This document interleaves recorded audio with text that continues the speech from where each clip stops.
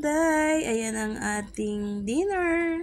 Nagluluto lang tayo dyan ng pork nilaga. Siyempre, pinalambutan muna natin yung ating pork at pinaglalagyan na natin siya ng mga ingredients.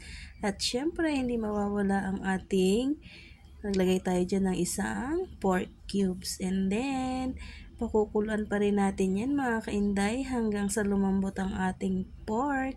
Mas masarap yung malambot ang ating pork. Yan. Mekos, mekos, mekos. At lalagay na natin yung ating banana.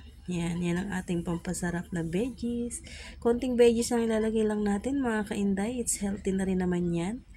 Ayan ang ating pork nilaga. Ipahuli natin ilagay yung ating cabbage kasi madali naman siyang maluto. Mas masarap yung medyo may crunchy yung ating healthy veggies. Ayan na po ang ating pork nilaga. Thank you for watching. Please follow, like, and share. Ayan, it's so yummy ang ating pork nilaga. Lalagyan na natin ang ating cabbage. Ayan. Konting palambot lang dyan. Mas masarap dyan yung medyo crunchy mga kainday. Ayan, done cooking na tayo. Pwede na tayong mag-dinner. Soup pa lang. Busog ka na. Bye-bye!